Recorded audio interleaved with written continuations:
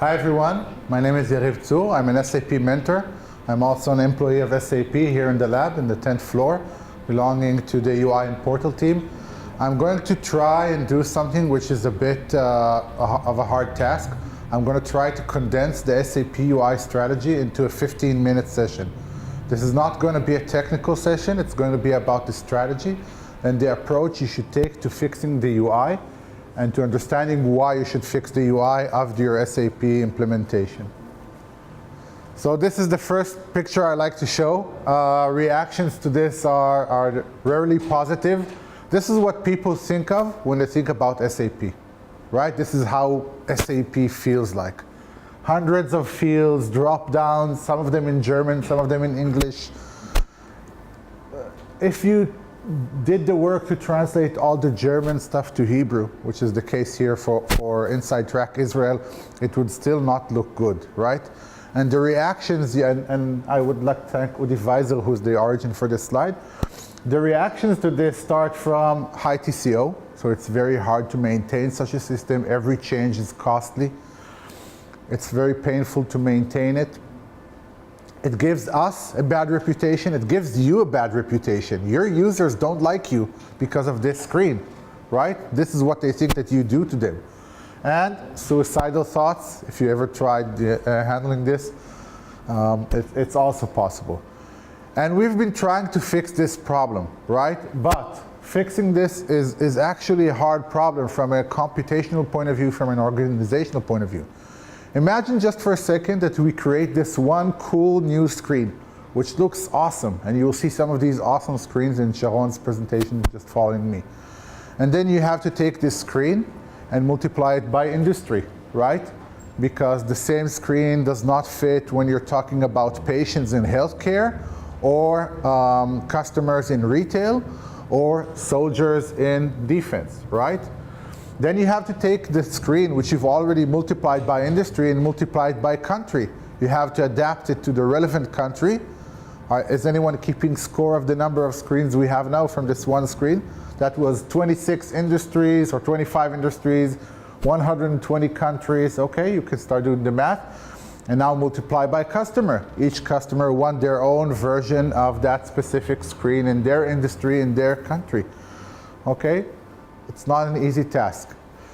And even if we in SAP came and we replaced all of the screens in ERP tomorrow, and SCM and CRM and everything, it will take a lot of time for you guys to get them. It will take a lot of time for all the users of SAP, and we're talking tens of millions, to get the new screens.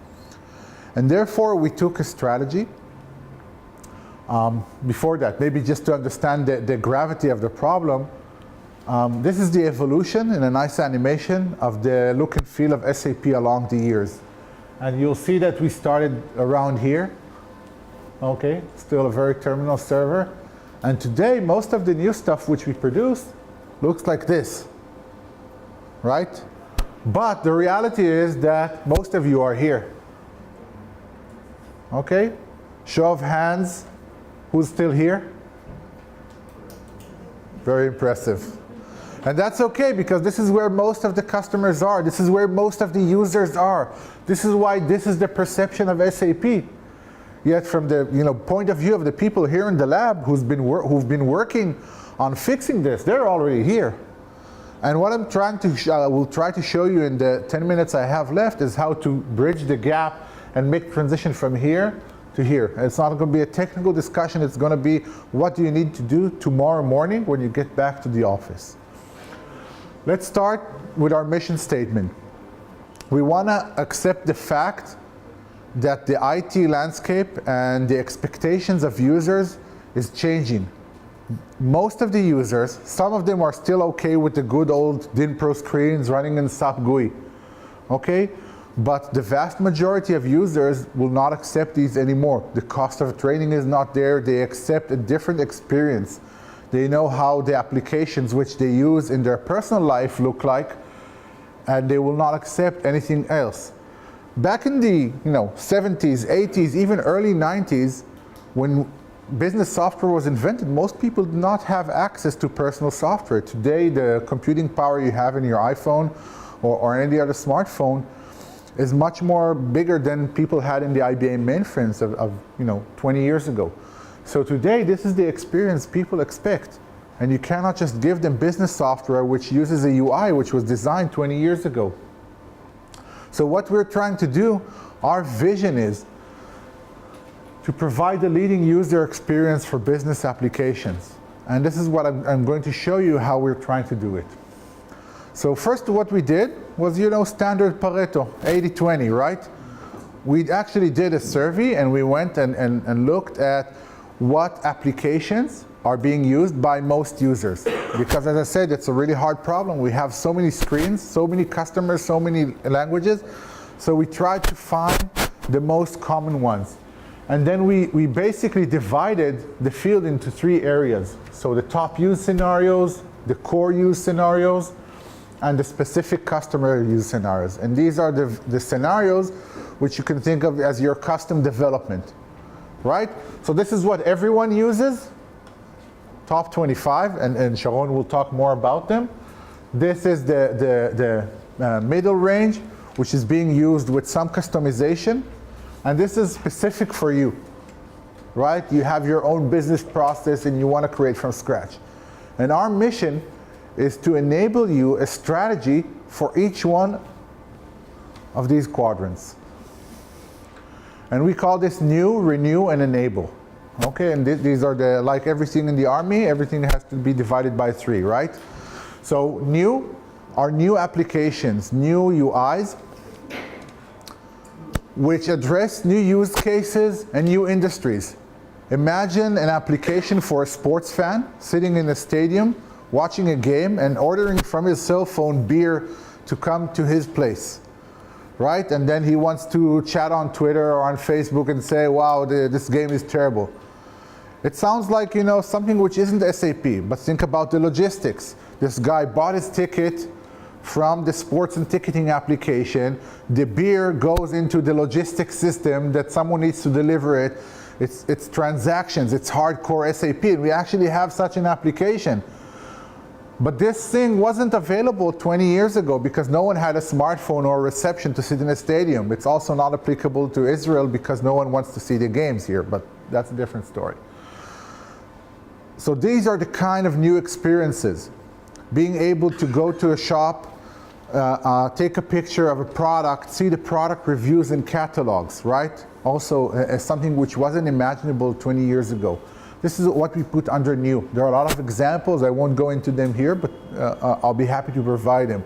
A lot of applications, discrete applications, which meet the new emerging industries. If you saw the last Sapphire, most of the people on the stage were not your traditional SAP, manufacturing and consumer goods product. These were the San Francisco 49ers, the Under Armour, sports, media, entertainment. All of these are new industries which seem like new, but at the end of the day, they still need logistics, they still need finance, they still need HR. This is what SAP does best. The second category is renew, and I think this is one which is the most burning point for a lot of people here. How do I take the existing screens, which I have today, the existing applications, the existing investment, and fix them? I just want them fixed, Forget about all the fancy stuff of the sports fan and everything. I want to fix the existing stuff so people can use that without having to undergo 1 month of training how to produce an order. And with Renew, and some of this are the things which Sharon is going to show, we basically took the most common use cases and we provided new UIs for them. And we will show you how to take, even today, the existing transactions and the existing applications for the most common ones and fix them so that they look very different than what you're used to. Last but not least, this is a developer event, Enable. We give you the tools to create your own UIs, which are new tools, very different than what you had today. And I do a lot of meetings here. The guys here at SAP Israel invite me to do this, also abroad. And I keep telling developers, 5 years ago, 3 years ago, you could have said, you know what, it's not my fault. This is SAP, this is how it looks like, what can I do, right? I put it to you that it's no longer true, that it is your fault.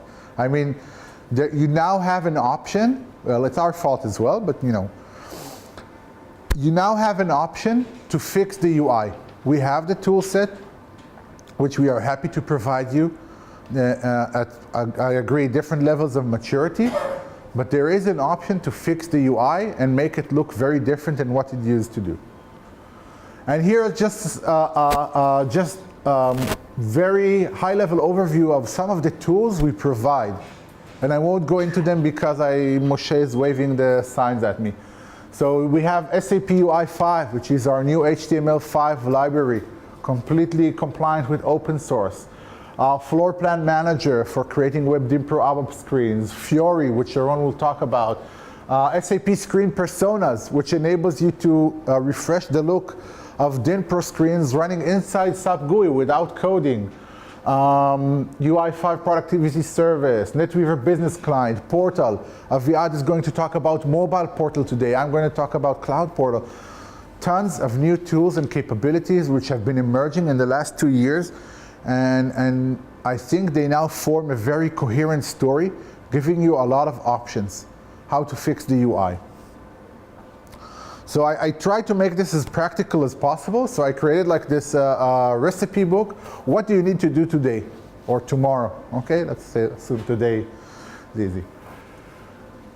First of all, differentiate between the casual users and the professional users, right? We talked about this. There are some guys who are very happy with working with SAP GUI and DIN-Pro screens. And then there's the rest, the people who don't spend all of their day inside of SAP. The guideline or the rule of thumb should be, do I spend most of my day in front of the SAP system, or do I occasionally interact with the SAP system?